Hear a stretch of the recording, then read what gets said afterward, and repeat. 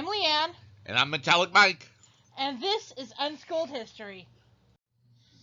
This week we're talking about the history of birthstones, and believe it or not, the idea of associating a different stone with each month of the year is way older than you probably think. In fact, one of the earliest mentions of this idea is from the historian Josephus. Not him again. Yes, him. And I know what you're thinking. Wait, Josephus? The guy you usually reference for contemporary views on the earliest days of Christianity? Yes, that Josephus. He was one of the first to make the connection between the 12 precious stones on the breastplate of Aaron, a replica of which is seen here, and the 12 months of the year, as well as the 12 zodiac signs. In the 8th and 9th centuries, the practice developed based on what Josephus said, and later St. Jerome wrote, to keep 12 precious stones, one for each apostle, and wear a different one each month. According to the Gemological Society of America, this is what developed into the custom of birthstones in Germany in the 1560s. Garnet is January's birthstone. The name comes from the Middle English garnet, meaning dark red, reflecting the most common color associated with the stone, though it does also come in green, yellow, orange, blue, purple, pink, black, and colorless. There's a colorless one? There's a colorless garnet. Actually, there's a colorless version of pretty much a lot of stones on this list. I wonder why they call it colorless and not just clear. I don't know. Probably because it's used in grading gemstones. You refer to cut, carat, and color. Do you know how you divide up carats? By the bunch? No, not by the bunch. Believe it or not, the unit used in carats is a grain. Carrots are not grain. They're a root vegetable. Wrong carat. Wrong carat, love. The unit is grain. There are 100 grains in a carat. Okay. And the Middle English garnet, meaning dark red, actually, believe it or not, evolved from the Latin word for grain. Interesting. Garnet is unique in that it is the only natural transparent gemstone commonly used in the jewelry trade that will respond to a magnet. Attractive. Very attractive. It must have a magnetic personality. If you have a mixed pile of garnets and rubies and you need to separate them out quickly and easily, just get a neodymium magnet. Neodymium? Neodymium, I guess. Yeah, I know from neodymium from work with lasers. It's fun stuff. So what is it? It's a rare earth element. And whenever you want to know about rare earth elements or lasers, in this family we talk to Michael. He actually does have a degree in it. I'm a bad boy. I study too many subjects. You have what, 2 associates? An associate's in pre-elementary education, an associate's in laser technology, a bachelor's in religious studies with a minor in Civil War history. So there you go. My husband is a nerd. He's sitting here nodding. Y'all can't see this, but he's sitting here nodding. But yes, you get the magnet. It'll attract the garnets and leave the rubies alone. That's because the red color in a garnet actually comes from iron. Believe it or not. Iron Butterfly. Funny. Isn't that a heavy metal band? It's the name of a song. But Iron Butterfly. Okay, see, I don't know this type of thing. That's Iron Butterfly. Iron Butterfly did and got a Davida. In the Garden of Eden. oh yeah. Okay, so aside from being January's birthstone, garnet or a specific species of it, and yes, there are multiple species of it. It serves as the official state stone for New York, Connecticut, Idaho, and Vermont. Pretty cool, huh? It is cool. Although, honestly, I don't think New York deserves such a nice gemstone. They're all stoned anyway.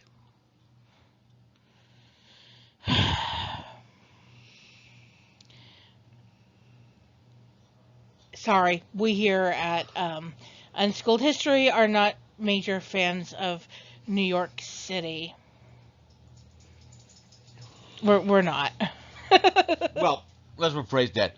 We're not major fans of New York City as it currently sits in the worldview and in the real world. New York City as it sits in the eye of the way it was, in the eye of history, in the eye of entertainment, it's a pretty good place. What can I say? I gotta have my Broadway shows. And I like my TV shows that have been set in New York. Unfortunately, they're most cop dramas, but I like them. But we're not touching Hamilton here at Unschooled History. We're not. And it's not because we don't love Hamilton. It's because it's already been done so many times. And it is such a hot topic right now. Everybody and their brother is doing an episode on Hamilton.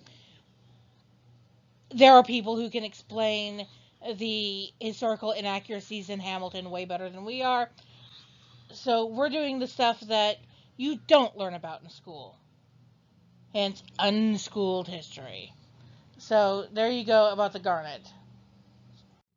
Amethyst is February's birthstone, of course.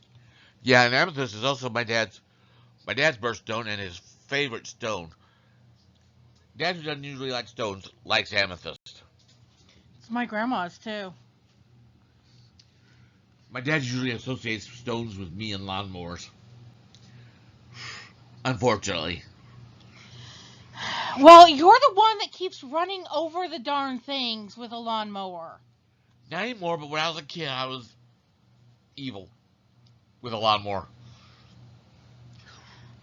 So, believe it or not, guess what amethyst actually is? Quartz? Yes! Hey, I guessed right. It's actually just purple quartz. The name comes from the Greek amethystos, meaning not intoxicated, because the Greeks thought that the stone was protection against getting drunk. Historically speaking, the Egyptians, Greeks, and Romans loved the stone. They liked to carve it, and you can see a Roman example here. In medieval Europe, they believed that amethyst could cool heads and to heal people, so soldiers often wore amulets of it in battle. Tibetans still consider the gem to be sacred and make prayer beads with it, which is kind of cool looking. I mean, I didn't even know that gemstones could be carved until I was reading By the Sword by Mercedes Lackey. And the character Carolyn carves gemstones. Yeah. And then this is the first example I've ever actually really seen of a carved amethyst. It depends on the hardness of the gemstone. Like, you can't carve a diamond. You have to break them along the... Oh, gosh, what's the term? Facets? Facets. You have to know what you're doing, and it takes a diamond to cut another diamond. And it takes an expert diamond cutter to know what they're doing. But to carve fashion things like this, you need a softer stone. Yes, and Amethyst, like most quartz, I believe is a 7 on the Mohs scale. Sounds right to me, but don't quote me on it. But it's actually fairly intricate, the carving that you see here. And amethyst, like many quartz crystals, you can often find them in geodes. Mm-hmm. Which I just think is cool. Remember that really huge quartz geode we saw? Oh, yeah. Oh, it was huge. It was like as tall as us, wasn't it? Yeah. And for the record, y'all were like 5'7", both of us. I mean, this wasn't a full geode. This was like The half. a quarter geode, because they'd cut off the bottom so it'd sit on a table or on the floor. And then there was the one that they had just cut in half and sawed off a little bit of the bottom to make it flat and sit flat on the floor, and then turned it into a table. Yeah. With just a glass top coffee table, and it was cool looking. So yeah, geodes, especially amethyst geodes. Oh, I love them. Aquamarine is for March babies. And I remember the first time I ever saw an aquamarine in the flesh. I was just a kid. Stone in the flesh? Funny. That is as bad as the remark I made to my aunt the other day. Y'all, my aunt was talking about how she used cash to wash her car, and she couldn't have done it with a credit card because my mom and my aunt and some others were talking about like the cons of a cashless society, and I just pop off with, "Wow, you washed your car with cash? I normally use water." And my mom laughed. My aunt didn't think it was quite so funny. No, but I actually have seen a real life aquamarine. I was a child when I saw it, because when in the city where I grew up, they used to. I don't know if they still do or not. I think they do, but they had, when I was a kid, I always got taken to these community fair things where you could check out various services within the community, various stores, restaurants would be there with samples. The police department was there, offering fingerprinting for children. Yeah. To help identify missing children, because that's one of the ways you can identify a missing child is with their fingerprints. And so my mom always kept us fingerprinted. And one of the years we were there, there was a jeweler there, and they actually had a beautiful cushion cut aquamarine, about 2 inches by 1 inch, approximately. Mm-hmm. It was beautiful. And I asked her, I said, "That's my sister's birthstone. Can I touch it?" And I guess because I was just this innocent little kid, she's like, "Sure." And she let me touch it. She let me hold it. Oh, I loved it. It was great. So, the name comes from Latin aqua marina, which just means seawater. It's a blue form of beryl, which means that the biggest difference between it and May's birthstone, emerald, is color. More scientifically speaking, it means that aquamarine has more iron in it. There's that pesky iron again. It'll just change stones into all sorts of colors. And emerald has chromium. The ancient Romans believed that aquamarine would protect you at sea, give you energy, and protect you from laziness. Which, honestly, maybe I can use that to finally convince my sister to go on a boat. Tell her, hey, this is what the ancient Romans believed, and give her her birthstone, and be like, now come on. I don't know. I've got a sinking feeling about that one. Wow. Y'all, this is what I live with on a daily basis. A kiss on the hand may be quite continental, but diamonds are a girl's best friend. April babies, diamonds are a girl's best friend, according to Marilyn Monroe. And that's your birthstone. You know what I always say about diamonds? Honey, what do I always say about diamonds? I hate to say it, but I don't remember. You have a lot of things you say about a lot of things, and I can't remember them all. Diamonds are just carbon that did well under pressure. Diamonds are the hardest substance on Earth. As we mentioned earlier, you have to have a diamond to cut a diamond. And they're used industrially in cutting tools. They are a 10 out of 10 on the Mohs scale.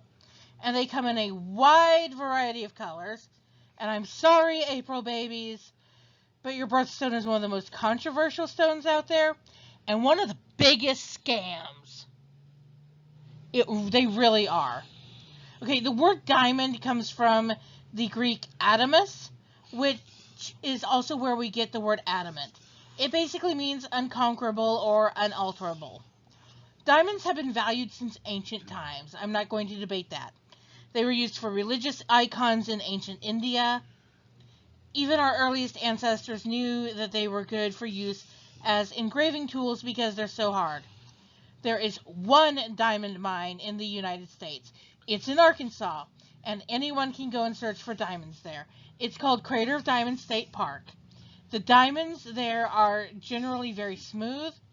According to the park's website, diamonds in the rough tend to have a slightly oily feel that keeps them from getting dirty, and average finds are about the size of the head of a matchstick, which is a quarter carat when speaking of diamonds. They're pretty, they're sparkly. They were used as in engagement rings as early as the 15th century, but the nobility really did prefer things like rubies and sapphires. We can thank the De Beers Company for their current demand and popularity. The De Beers Company started work in the 1930s to make us all want diamonds, especially for engagement rings. With advertisements like, diamonds are forever. Mm-hmm. In fact, I think they invented the phrase diamonds, a girl's best friend. Probably. But diamonds are forever. Diamonds take her breath away. And to quote Ron White, diamonds, that'll shut her up. Yep. Love Ron White. And De Beers is the one that gave us the estimate for how much you should spend on a diamond. What was it, 2 months' salary? Yeah. Seriously. Y'all, there's a reason there's a moonstone on my engagement ring. My man knows what I like, don't you, hon? Mm-hmm. And he wasn't about to be fooled into spending 2 months' salary on something I don't even like. Now, that's not to say I've never owned a diamond. I have owned a black diamond before. But it was pretty. It was a chip. I don't know the official term for it, but it was a small piece that was not very valuable. It was not gem quality. But it meant something to me. I liked black diamonds. I liked black pearls. And I liked it. And I admit to having a pair of earrings that are synthetic diamonds. They're not real diamonds. They're real, but they're not natural diamonds. They were created in a lab because I will not have anything to do with blood diamonds. No. and I am so careful about how I source my stuff, you know. And De Beers is to blame. They're the ones that artificially drove up the value by making people want them more with their campaign starting back in the 1930s. Because back then, it was emeralds that were considered the most valuable. Yeah. Because emeralds are actually more rare than diamonds. And yet today, because of artificial valuation and artificial desire being created for diamonds because of advertising from De Beers, and also because of legends like the Hope Diamond, Yeah. The value was driven up, and therefore dictators and warlords decided that diamonds would be the best thing to fund them. This is especially true in Africa, where slave and child labor are used to mine what are called blood diamonds. And they are called this because they are used to fund bloody conflicts by evil people. And these are the same people who take little boys and turn them into child soldiers and force them to kill. And you wonder why I don't want anything to do with blood diamonds. Personally, when it comes to gemstones, there are two gemstones I prefer, and those are rubies. I have a thing specifically for Russian rubies, and that goes back a ways in my own personal history. And I love sapphires. Y'all, I love moonstone. I love opals. Well, I also love obsidian and onyx. Yeah, obsidian and onyx are lovely. We'll be talking about those later. At least the onyx part. But some diamonds are very famous. In the bottom left, you can see the Hope Diamond, which is not only famous, but it's said to be cursed. I don't believe in the curse. Do you, honey? I believe it's a self-fulfilling curse. People get involved with it knowing there's a curse, self-fulfilling, and they line themselves up, whether intentionally or unintentionally, to cause the curse to fulfill. Funnily enough, y'all want to hear a funny story. When the Hope Diamond was given to the Smithsonian, Tiffany, who owned it, the founder of the Tiffany Company owned it, and what he did was he didn't tell anybody on what day it was going to be shipped. He didn't make a big to-do of it. He just shipped it to the person in charge as if he was shipping any normal package, wrapped it in brown paper, put the stamps on it that were necessary, and just shipped it without any to-do, no fuss, no guards, nothing. It was just delivered in the normal mail. And it's like, wow. But, you know, it worked. Like I said, Marilyn Monroe sang a song called Diamonds Are a Girl's Best Friend. That was in a movie from the 1950s called Gentlemen Prefer Blondes. Mm-hmm. Either that's not true or my husband is not a gentleman because I'm a redhead. Actually, I'm a gentleman, and I do prefer redheads. I did prefer blondes at one point in my life. Blondes got me in trouble. Blondes got you in a lot of trouble, didn't they? Okay. But the song was also used in 2001's Moulin Rouge, in which the character Satine is gifted the gorgeous necklace at bottom right. Yes, they're all real diamonds. The value was $1 million at the time of production, and it is still the most expensive piece of jewelry ever made for a movie. Alright, now we're on to May. As discussed earlier, emeralds are a green form of the mineral known as beryl. There's nothing romantic about the etymology either. Nada. It just originally comes from the Greek smaragdos, which just means Greek stone. Green stone. Green stone. Emeralds were mined in Egypt at least as early as 1500 BC, and in Austria and India, both dating at least as far back as the 13th century AD. But the biggest producer of emeralds is definitely Colombia, which, depending on the year, gives us anywhere from 50% to 95% of the world's emeralds. It also depends on quality, rate of production, etc. Because some years there are lots of miners and they get a lot of work done. Some years they don't get a lot of high quality, gem quality emeralds. So anywhere from 50% to 95% comes from Colombia. Emeralds have been found all over the world and on every continent except Antarctica. I believe they just haven't dug deep enough on Antarctica yet. I doubt it, honey. I don't think there are emeralds in Antarctica. Antarctica was once a tropical paradise. They just gotta get below that 3 miles of ice. Yeah, there's the problem right there. 3 miles of ice.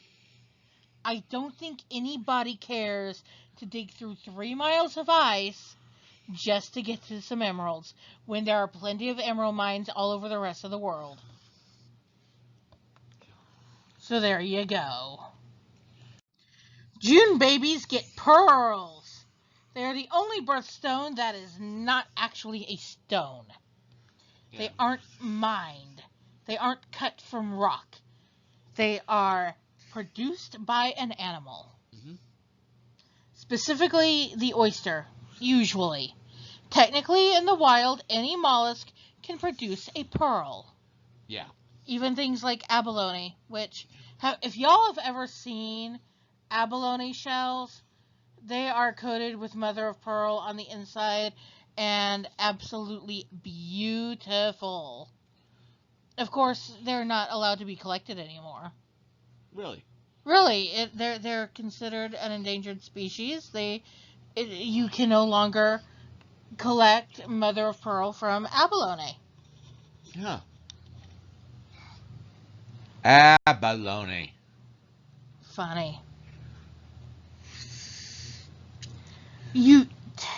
So what we refer to as pearl oysters are for cultured pearls. And I don't know what linguists were thinking when they decided to call a pearl a pearl. I really don't. It comes from the Latin word perna, which means leg, and specifically refers to pig or bovine legs. So go figure.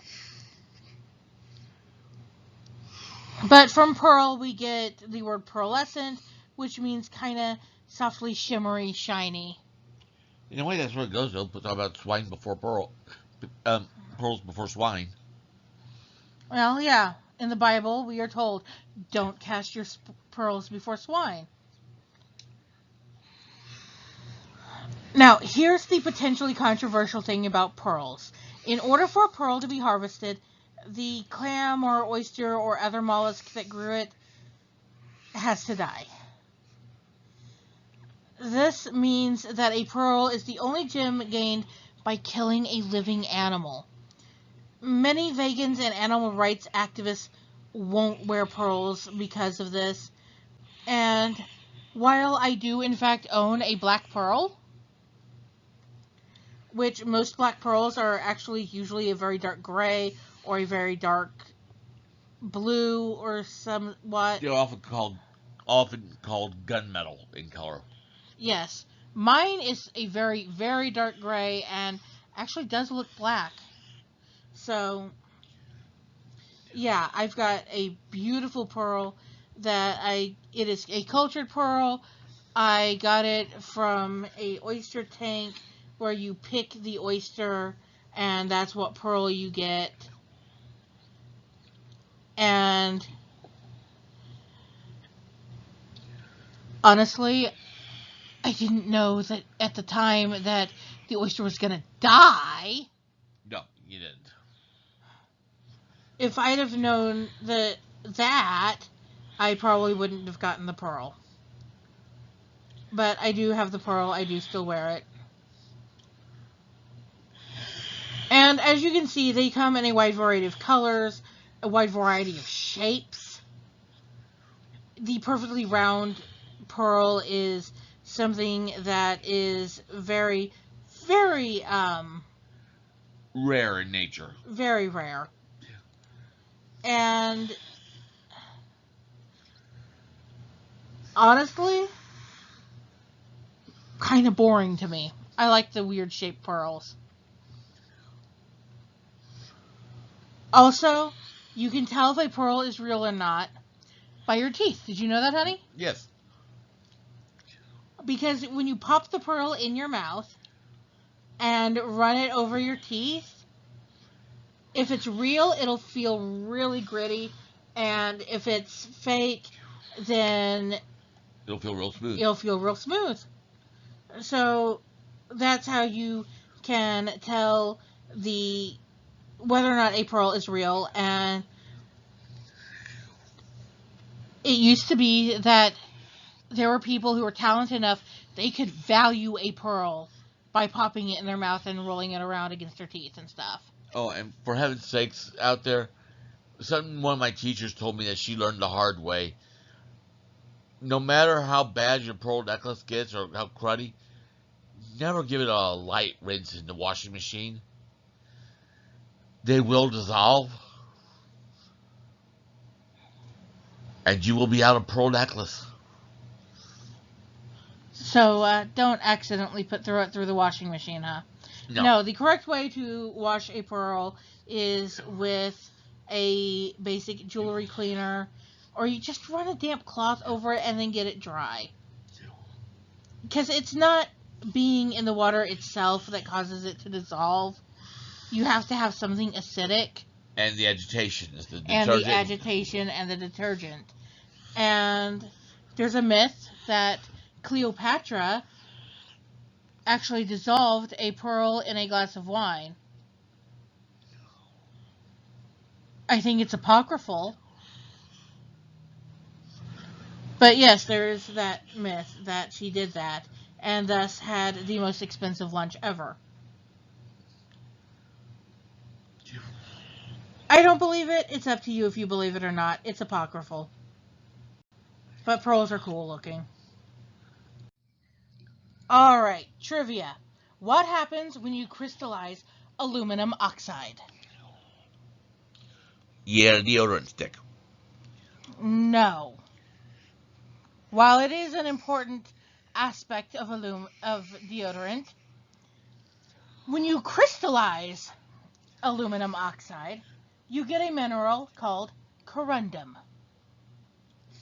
And if it's dark red, it's called a ruby. I like rubies, especially Russian rubies in Matrix. I used to have a few. Well, rubies, of course, are July's birthstone. It also is a word that just comes from the Latin rubinus, meaning red. One of the earliest reports of trade in rubies comes from approximately 200 BC along China's North Silk Road. Rubies have always been held in high esteem in Asia, where they've been laid beneath the foundations of buildings to ensure the building's stability. And in Hinduism, it is believed that worshipping and wearing rubies causes the sun to be favorable to the wearer. It should be noted that when I'm talking about the stones I've had in the past, these are not gem quality stones. These are stones I've gotten from a store called Renaissance in Springfield, Missouri. Wonderful store. They have stones of a basically New Age quality. It's a New Age metaphysical store. And they've gotten them from other people who've sold them stones. And they're wonderful stones. It's just they're not been cut. They're raw stone. So they're not worth as much. Most rubies and everything are not worth as much if they're just raw stone. Their value comes from when they've been cut and polished. And that's the weird thing about gemstones, is that cutting and polishing, removing part of the product increases its value. Usually, in any other product, in any other industry, more of it, having more of something would increase the value and thus the cost. Not in gemstones.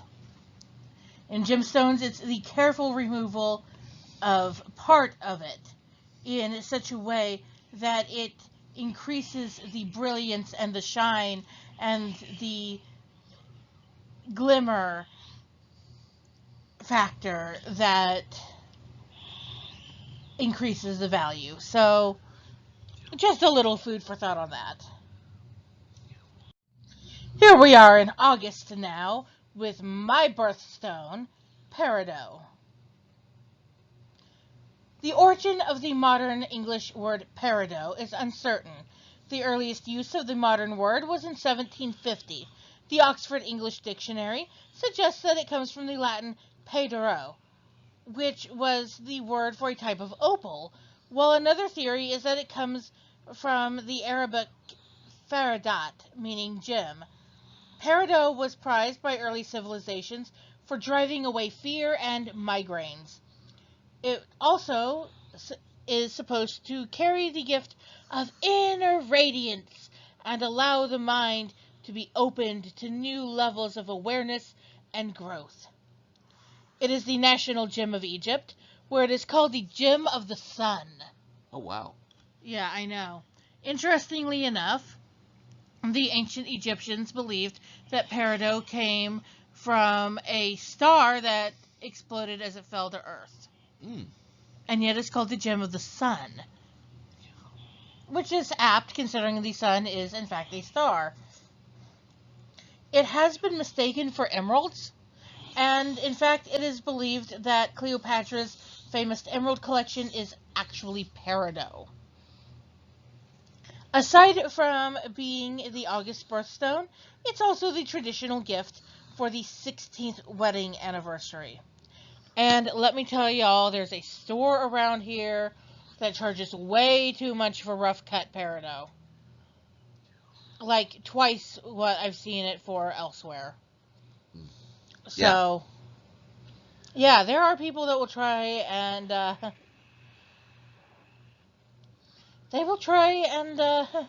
make you pay out the nose for it because it's actually fairly valuable. It's another one of those stones that is actually more rare than diamonds. And it's beautiful. It is so pretty. It's my favorite of the green gems, I'm not going to lie. Of course, I may be biased. You have every right to be. And now onto the Sapphire of September. And my birthstone. Sapphires are for September, 45th anniversaries, and the Sapphire Jubilee, which is the 65th anniversary of an event such as the crowning of a monarch. Specifically, the term Blue Sapphire Jubilee was coined for the celebration of the 65th anniversary of the reign of Queen Elizabeth II. Sapphire comes from the Hebrew word sapir, which in turn appears to come from the Hindi Sanapriya, meaning sacred to Saturn. Like ruby, it is a gem quality corundum, and the sapphire name is used to apply to every shade of this stone but that dark red that we associate with rubies. And sapphires do come in a wide variety of colors, as well as various shades within each color. And then there are star sapphires, which Michael is very fond of. Oh, yeah. They're beautiful. Yes, there are also star rubies. There's even black sapphire. Oh, I used to have a black sapphire ring. I miss it. It was pretty. Black sapphire is considered a low quality stone, but I don't care. I think it's pretty. And because it's harder and less expensive, it's often used as a replacement or a substitute for onyx. While we were doing research, we came across something we'd never heard of before. Color-changing sapphires. I thought it was a joke. I did too. But I went to the International Gem Society's website, and they're real. Apparently, they're usually in the blue to purple spectrum, but they can be in any of the other colors that a sapphire can be. And much like polychromatic paint, these sapphires will change its hue depending on the way the light is hitting it. So that's really, really cool. Here's October's birthstone, the Opal. There are a lot of different colors for it. My favorite is definitely the precious opal or white opal, though the black opal is definitely second in my heart because it's just so pretty. So many colors. And the cool thing about opals in general is that you can see so many colors in one stone. In the Middle Ages, in Europe, they believed that opals were very, very lucky because it possessed all the values and virtues of every stone, and that if you wrapped it in a fresh bay leaf, it would grant invisibility. The colors of the stone are its fire. If you talk to anybody who likes it, they look for the fire of the stone. Yes, and the more fire a stone has, the better. On the other hand, even as recently as the 20th century, early 20th century, Russians wouldn't buy anything if they saw an opal mixed in with the goods because they believed that opals carried the evil eye. So there you go. You had most of Europe, which thought it was good luck, and Russians who thought it carried the evil eye. Something that's really cool to find is opalized wood, which is petrified wood in which opal has developed. It is so cool looking. My mother has a huge hunk of petrified wood, and I really like to look at it. And then most of the time you see opals cut as cabochons and just polished.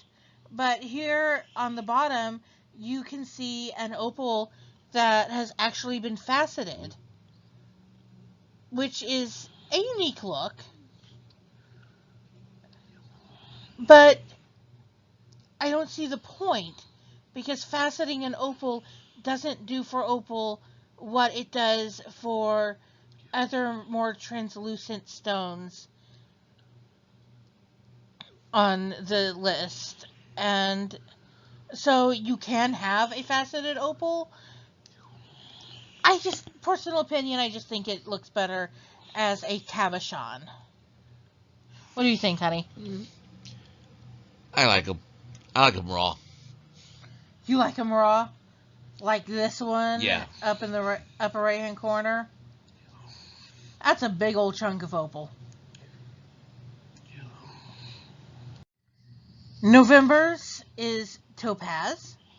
While this gemstone in its yellow form is sometimes confused for the less valuable citrine, it is Topaz that is the symbol of friendship and the state gemstone for Utah. Investigating the story behind Topaz is also the first time either of us have seen a kite cut gemstone before. It actually is cut in the shape of a kite, and it's kind of cool looking. Yeah. It's very unusual. In its natural form with no inclusions, topaz is a golden brown to yellow.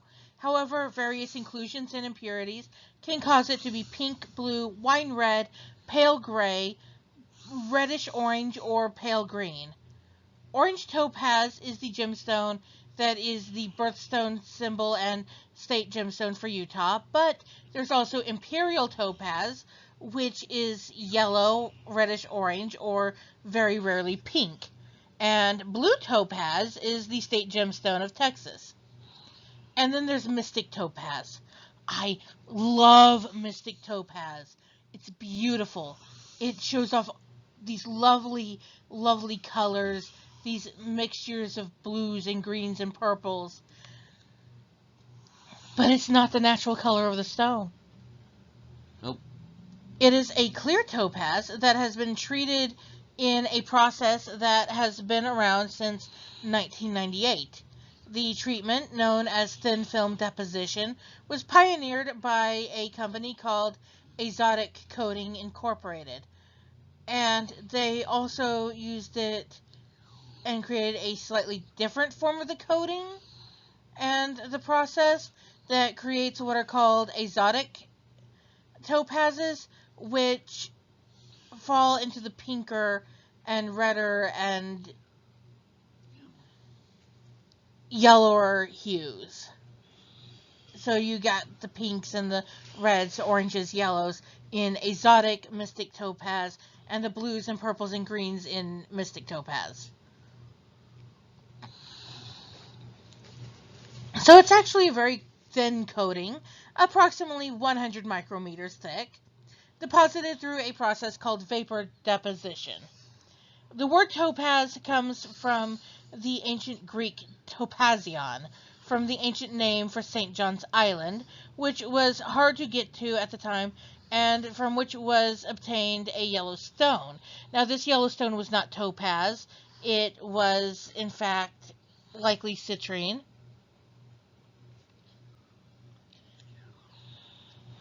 And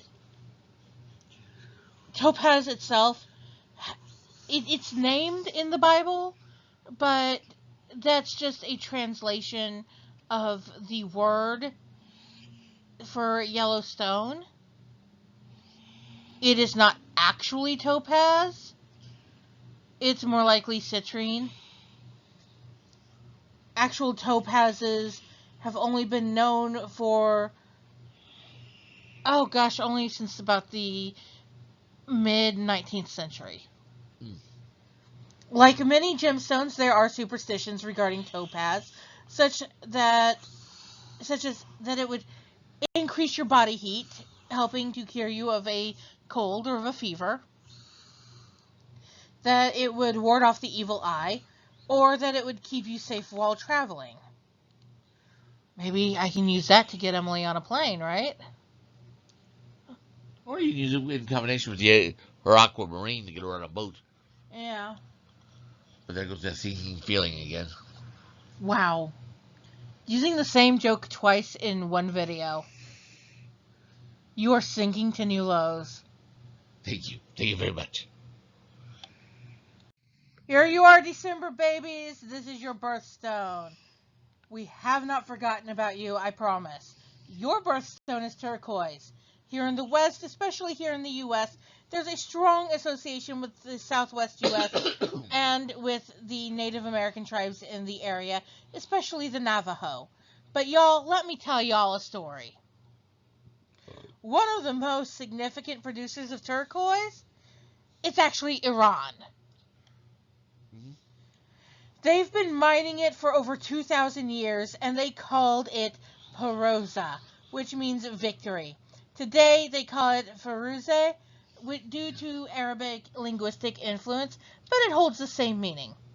It has traditionally been used in Iran to cover the domes of temples and palaces because of the association of the blue color with heaven, though this is pre-Islamic use, but they still use it a lot today for mosques.